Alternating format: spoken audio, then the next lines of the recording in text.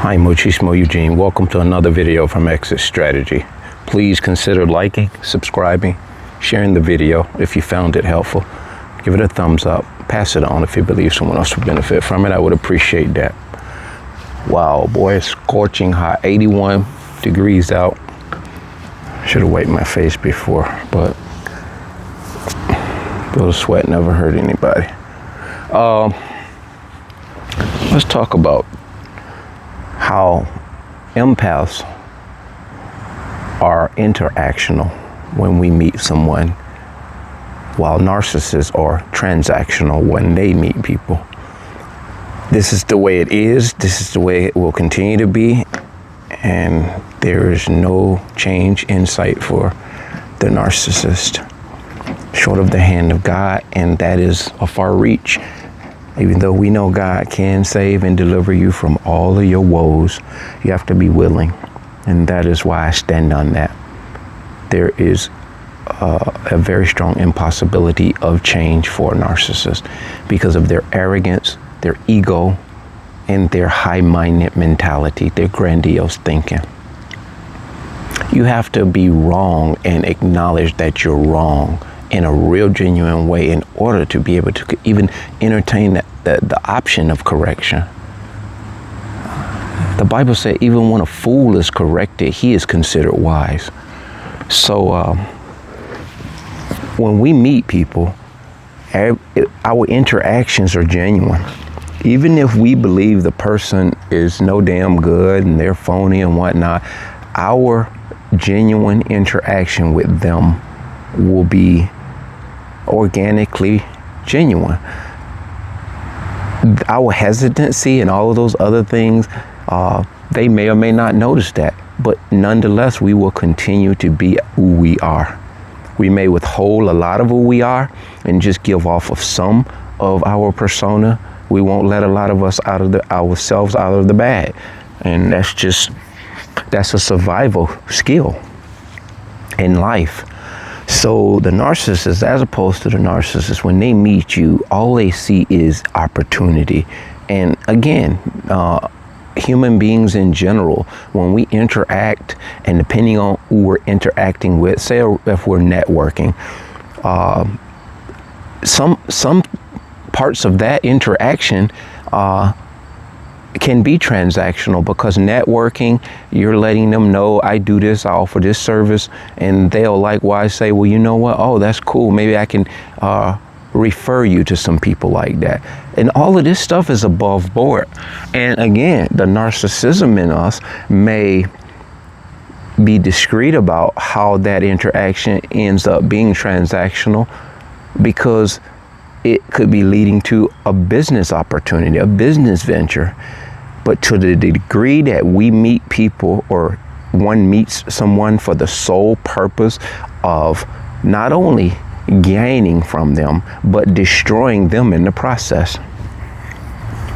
Now, I'm not going to sit here and say every transaction that a narcissist encounters with you is to destroy you. But that is their end goal if they spend enough time with you. If it's just someone for as a business move, yeah, they'll do that transaction and they may never deal with you again, because you help them get to the next lily pad in life, like a frog and lily pad analogy.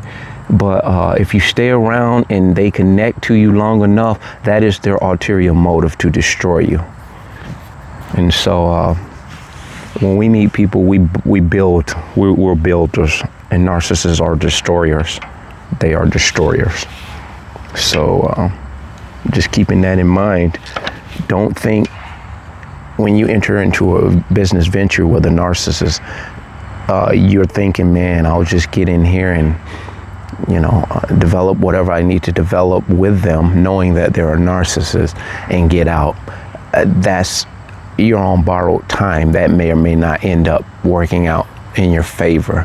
But however, there are many of us who are still involved or engaged with the narcissists. I mean, how can you not be engaged with them somewhere or another? At workplaces, you just begin to limit your time and the information that you exchange with them. That sometimes is the best you can do. But we're just talking about, generally speaking, when the narcissist meets you, that is what they have on their mind at the beginning of the interaction and at the end of the interaction, how they can use you and abuse you. You know, we want to build friendships. We want to build harmonizing relationships with people because it's innate to what our nature tells us to do. We follow our nature, and the narcissist follows their greedy, self-centered feelings. And so don't be deceived in thinking you've been in business with this narcissist for X amount of years and they've never done you wrong. They just haven't made it clear, and it hasn't been made visible of what they're doing to destroy you. They will hang around you until they're finally done with you, and if someone else new comes along that can replace you and substitute you in a way where they don't need to be bothered with your company anymore. A lot like relationships, that's what they'll do in intimate relationship. It doesn't even stop at that. You know, again, we as empaths in a relationship that's intimate or relationship as far as family and loved ones, we hold those things near and dear to our heart. You may even say we have a little more favoritism towards family as opposed to people in the street. And in a big way, rightly so, but we're never to try to treat people indifferent because they are either not in our immediate family. We really want to keep an even tone as far as how we treat people. But if people are treating you malicious, that's cause and effect. You don't sit down and predict what you're going to do to counter their ill intentions and their ill behavior. But if, say, one slap you and you slap them back and it wasn't premeditated, well, too much is given, much should be received. And that's not in the scripture, by the way. But we're not talking violently. We're talking about how they come into relationships seeking transactions with you. You're just a transaction. You're no different than going to the grocery store, paying for a gallon of milk to them. They'll get you home, get comfortable, eat a bowl of cereal or two, and put you in their refrigerator. They may not eat another bowl of cereal or need you for a long time. And when they look in their refrigerator, and you may not even be expired. You may be doing everything you need to do. You may not even be to the expiration date. The narcissist expires you prematurely when you least expect it. And we're just using milk as an analogy. That's how they look at you. You're just a product to be used. And so you're like an errand to the bank going to withdraw money. They're steadily taking withdrawals from you, and they're never depositing anything into your life that's beneficial. They're withdrawing your energy with interest because they're greedy. You can treat them with all the goodness and all the kindness. The better you treat them, the worse they treat you. But a lot of times it's subtle when they come in. They're snide with it. When they begin to degrade you and devalue you, they do it and a lot of times being awakened, you see it now. They can go from the love bomb, and this is not intimate always, but love bomb is just a stage of a narcissist's little trickery in any setting. It's the stages: love bomb, devalue, discard, hoover. Love bomb, discard, or devalue, discard. Goes round and round and round in that exact order most often. And so you begin to see them awakened, as I've been able to see. You'll see them go from this fake ass, excuse my French, fake ass not empathy, but passiveness and kindness and courteousness. Thank you. They'll say thank you for every single thing. They'll say thank you when thank you is not even necessary. And this is the red flag. They overthank you for things that are not even needed to be thanked for. And so it sounds weird saying like the way that I said it, but if anybody's experienced this, you know a lot of things they do are silly. and it's childish. An awakened empath sees this. And it's insulting to an awakened empath. And as you just sit there and wait it out, because you know they're trying to reel you in, and sometimes you just have to stomach it, and it's the worst situation that, you know, an awakened empath can be in, seeing this in full display, but having to just stomach it, awaiting your departure. Because in many cases you can't just bounce. You have to just wait it out. And plus, you don't want to detect to the narcissist. You know what they are and what they're doing. You just want to gain knowledge and insight on how stupid these people think you are,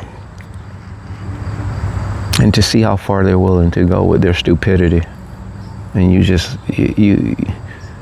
looking out in the wild blue yonder, and you're just like, and they're just going on and on, none the wiser that you already know what they are and who they are. It's transactional, guys. Nothing they do is interactional for real. It's fake interaction. They'll be talking to you and their eyes are everywhere but on you, because they're scanning the room. They don't want to miss any opportunity. They'll have a conversation and they'll stop abruptly in the middle of the conversation, hold up, and come back. And you'll say, go ahead and finish what you were saying. They'll be like, oh, don't worry about that. That wasn't nothing. You'd be like, well, no, that was important. I forgot what I was saying. And they're being honest. They didn't forget by mistake. They forgot on purpose, because as much as they were talking about it, that's about as much memory as they had in that conversation. They have no skin in the game. You're the only one that's giving this authentic energy to anything you do with these people. They're using your energy, matching your energy, to appear to be genuinely engaged with you, if that makes any sense. The more you educate yourself and elevate your vibrations and awareness, you'll begin to see this stuff without even looking for it. I said that before, and I'll continue to say it. These things will become so innate. You will become so intuitive to the things they do, because nothing a narcissist does is new. It's just a different face, same pig with different lipstick. That being said, bless.